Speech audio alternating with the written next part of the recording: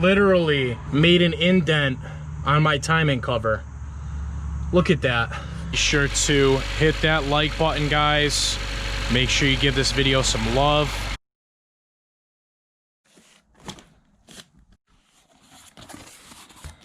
So you guys can see right here, I have a new Honda OEM crank pulley. The one that I put on my K24 swap is my old K21, which has a ton of miles on it. So I think I'm finally ran into issues with it. I'm gonna bring you guys outside so you can all be the judge. You can hear the noise that my car started making this last weekend as I took a long trip up to Vermont. And on my way back, it started making this weird high-pitched noise at idle and acceleration. So I kind of looked down at the crank thinking I found the problem, and it kind of looks like to me that the rubber, the damper, well, there's rubber basically in the middle of this, and on my crank pulley that's on the car now, it looks like the rubber separated. The crank has the stock K20 crank has 207,000 miles on it, hard miles. So I'm thinking that it's finally on its last leg. I think the rubber just separated from it, and I'm hoping that's what's causing the problem. So let's get out there, start wrenching. I gotta tell you guys, it's absolutely gorgeous out right now. So we got to take advantage of this nice weather because we don't get too many days like this. Fortunately, there's no room back here to wrench. So I got to bring the jack up this hill here, and we got a wrench out front.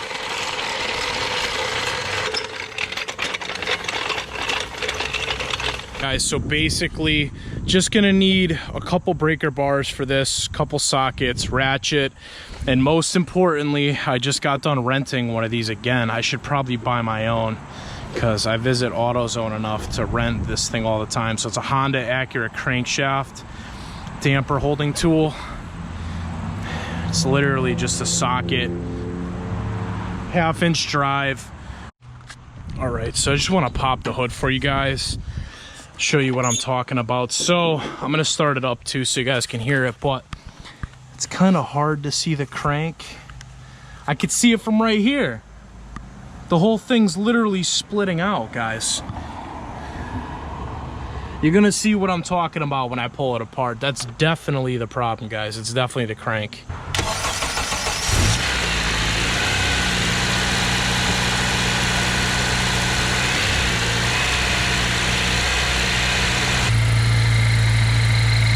Turn the wheel, guys.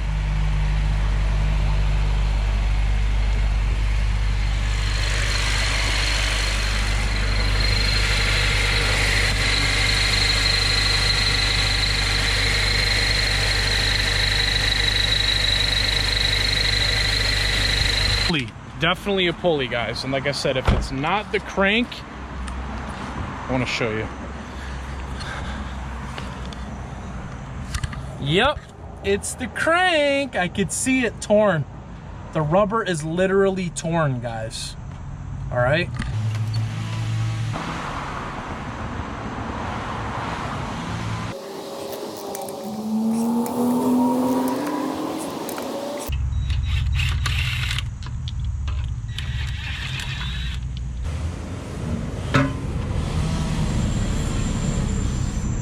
Pretty sure I found the issue right there. So that's all rubber right here in the middle, right? It's literally separated off of the metal piece, right? And the rubber's protruding out past, look at that.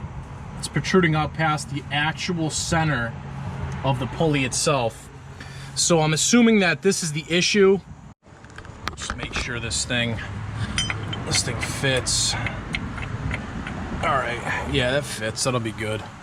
But before I do anything at the bottom, I gotta get this serpentine belt off. Zuby.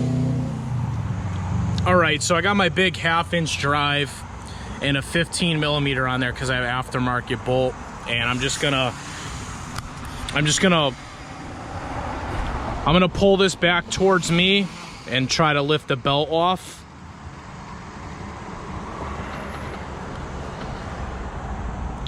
Like so. All right, there we go. Belt's off. We should be good. Leave it just like that. I'm not gonna take the whole belt completely off because it's kind of a pain to get back on. Sometimes I forget the order. So that should give us more than enough room to get this thing off. Hopefully it's not on too tight because like I said, I just put this on 7,000 miles ago and I torqued everything to specs. All right, so this is how I'm doing this. I got a big 1/2-inch drive breaker bar that's basically dug into the ground right here, okay?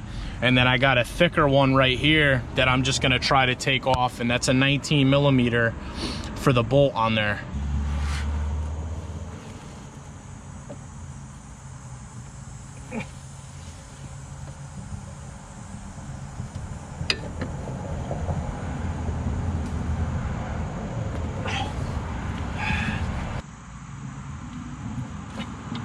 I got it. Woo. There she is. That freaking big bazooka bolt right there. Look at that. There's copper on that stuff right there. I'm gonna put a little bit more on when I go to reinstall the new one. So the thing we need to be careful about now is when we take this thing off, it's hard to see from right here though, there's a little keyway right there. Guys, be sure not to lose that, all right? So I'm gonna gently just kind of wiggle this thing back and forth by hand. All right, guys, let me just compare this to the new one. I know this is OEM, it should be the exact same fitment and size, but it's better to be safe than sorry. All right, so line everything up. Exact same size, guys. I still cannot believe this, guys. Look at that.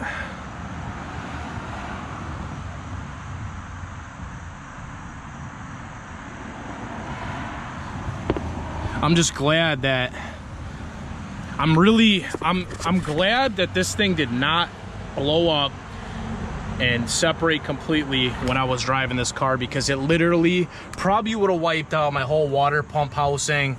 It probably would have put a hole in the freaking chain cover. Look at, oh my God. It was rubbing against the cover, dude. Holy sh! Made an indent on my timing cover. Look at that. Right there. And right there, dude. Damn, dude, I hope this whole cover doesn't start leaking now. So obviously another thing I need to do, I already have the pads, guys. I need to do front rotors. I have Hawk pads for the front, so I'm gonna be doing rotors next. A little thing I do, you don't really have to do it, I put a little bit of high temp grease on it just to hold it into place, because it will fall off sometimes when you go to put the new crank on, or your old crank, whatever you want to do. So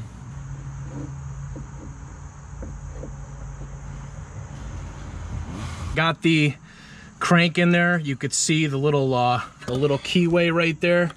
So the easiest way to do it, actually, instead of putting the keyway on first, is put the keyway on the crank pulley, then install it, and you got to wiggle it on there. But it's very, very tight. You could see, especially on my car, like I can't even really stick my finger up through there. So you're kind of playing with minimal space. So we can go ahead now. We're gonna go ahead and put the bolt back in through there, and we can torque everything to spec, put our belt on, and see if the noise is gone, guys.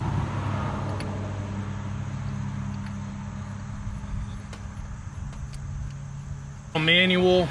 Don't mind my goddamn dad always cutting the grass, running a chainsaw, dicking around with a diesel truck every time I try to record. All right, I looked at the manual. I need to torque this 36 pound-feet of torque for the start, and then I need to do an additional 90-degree turn. So I got my digital torque wrench here. I'm gonna work my way up to 36, and then we can tighten it down even more.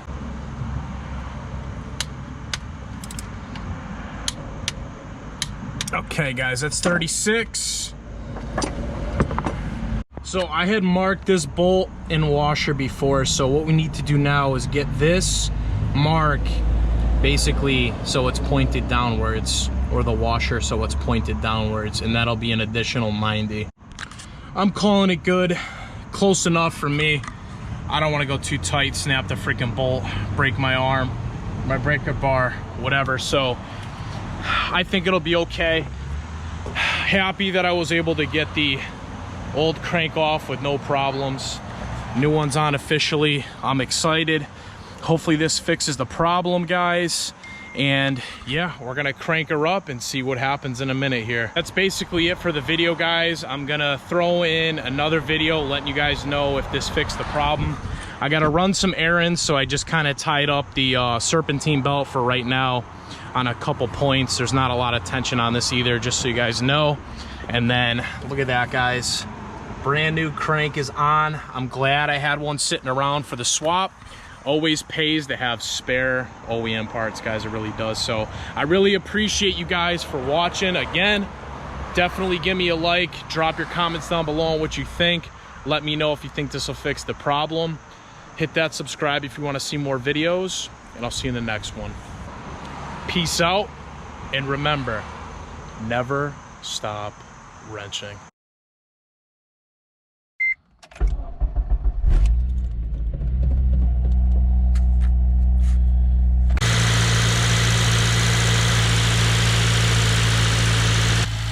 We are good to go, guys.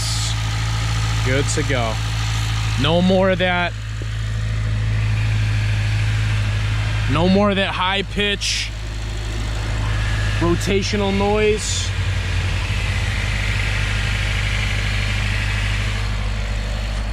Fix the problem, guys. It's crazy. What a great way to end the day, guys. Hit that like button, guys. So I'll see you in the next one. Also, if you guys need any Honda manual transmission fluid, be sure to check out the link in the description, as well as if you need any LED lights for your vehicle, the link will be down in the description.